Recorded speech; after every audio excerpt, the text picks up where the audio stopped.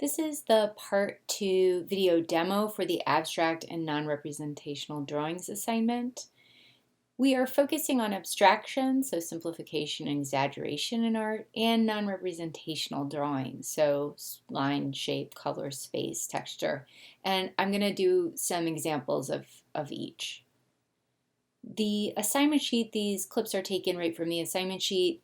Any materials you want. So I've listed a bunch here, I'll show a bunch. And your task is an aim to make 5 small abstract pieces. You can make more than that, but you're going to turn in your top 5.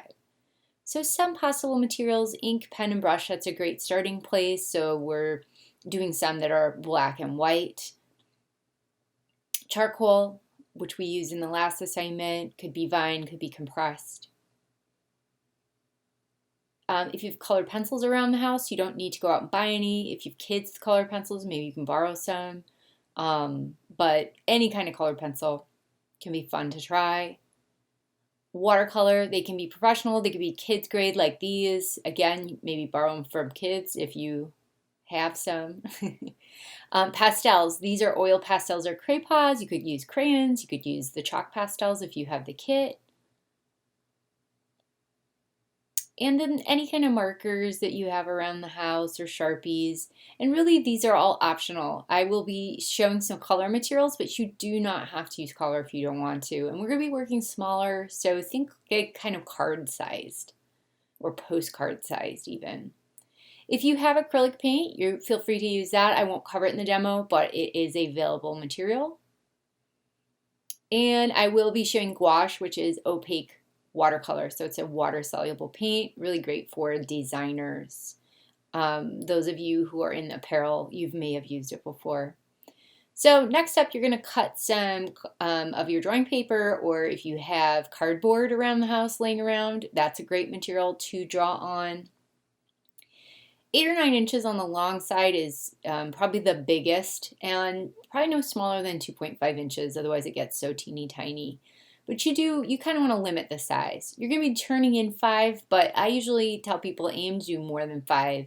Turn in your best 5. These are ink tips from the assignment sheet. I won't go over them here, but they are available on the assignment sheet, suggestions. I'm just going to show it in demo form. So for those of you who are a little bit more verbal learners, or you like to read the assignments, that assignment sheet will be available on D2L. I like to tape some of mine down, especially if I'm using water, so that I have a border. And I like to make an ink wash. An ink wash is ink and water combined in varying mixtures, so varying strengths. Typically, I will put some water in a little cup, this little paper cup, and then I add ink to it. And I like to test it on a scrap piece of paper to see how dark it is. This is kind of a little bit lighter than a middle gray. And then I think I make one that's a little bit lighter than that. Ink does cumulatively build up, so if you let this dry and then you go over it again, it will get darker. But it's kind of nice to have gray washes ready to go and not have to make them. I would suggest trying a variety of approaches. So pen and ink, right now I'm using the dip pen that came in the kit.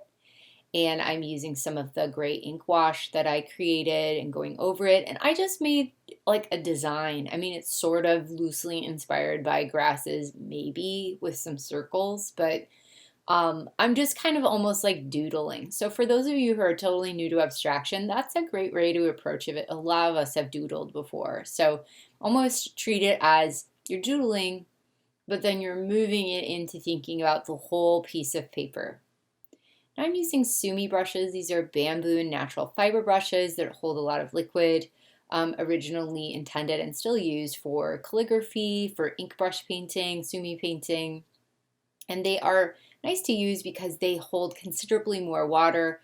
A lot of times when you're using them, you'll hold your hand up a little bit more straight up and down than the normal watercolor brush that we use for watercoloring. Gouache is opaque watercolor, and you saw at the end there I was sort of building up some white on top. These are other prompts from the assignment sheet, and you do not need to do them all. They are strictly intended to be inspirational, so I would suggest just going through the sheet. I'm going to be showing a few of the techniques listed on the sheet. So the first step is rubbings. I'm using a crayon, or in my case, an oil pastel, to pick up a texture. I'm using a thin paper, and then I'm just rubbing the oil pastel over the texture to pick up this stripy pattern. And then how do you draw with that?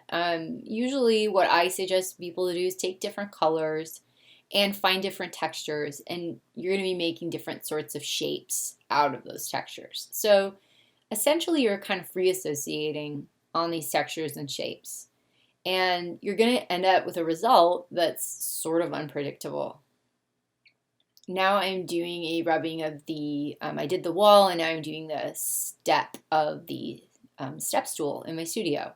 Then I take it and kind of turn it around until I have a direction I want to work with, and you can draw right back into it. So if you want, you can continue building your composition through rubbings, but I like to kind of see what I see in the rubbing. I saw sort of this weird bird, and I gave it like a laser eye. It's swooping down, and then I'm going in with a little of my ink wash that was left over. So you certainly can do these little studies as mixed media. Anytime you're using more than one material in a drawing, you can call that mixed media.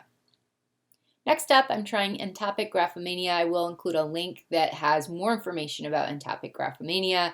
It was a surrealist technique where you would circle little flaws on a piece of paper. You could find a magazine page to use.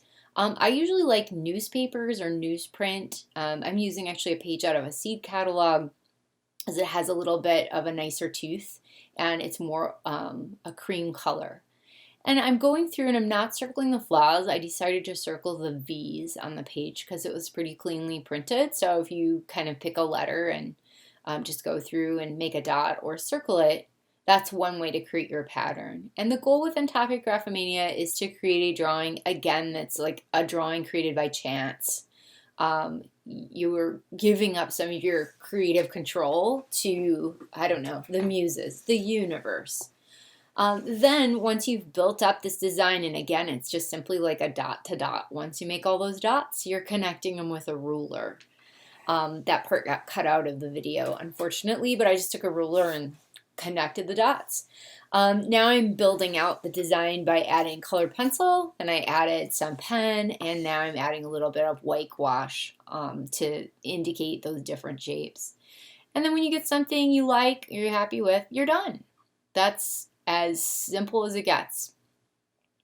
Next up, collage. I took that National Geographic, and now I'm going to chop out some chunks. You could use a blade, like a little X-Acto blade, or box cutter, or I'm going to use a scissors for most of mine.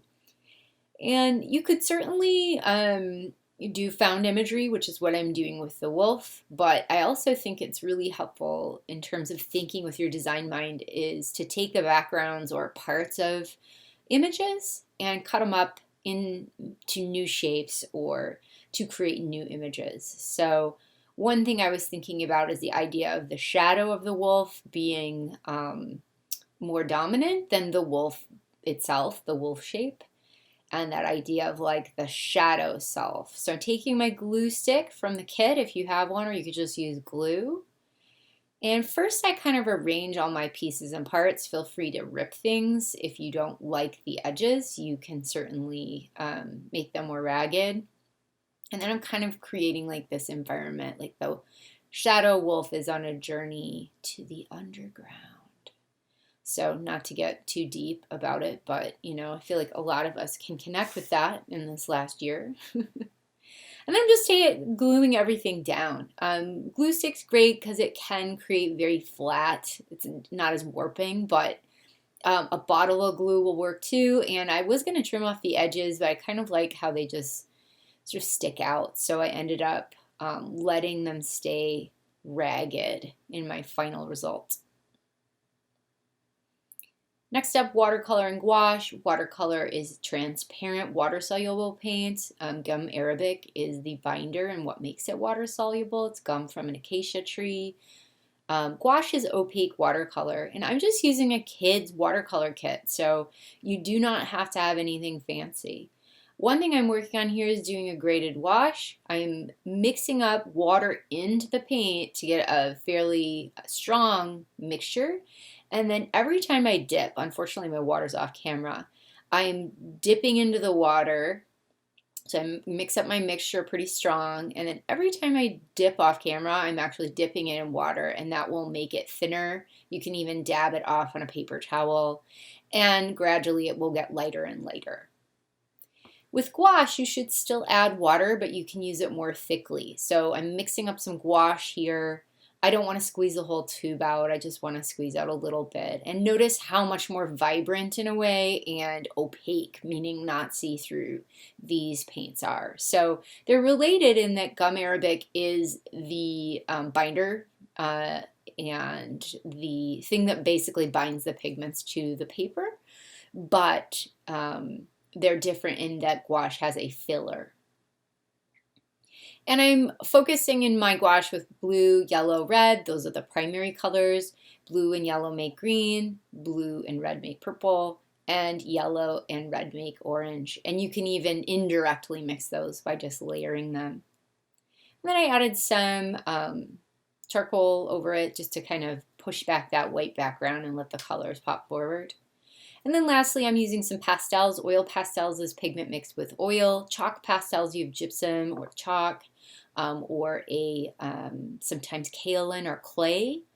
The pastels in your kit are chalk and have some kaolin in them.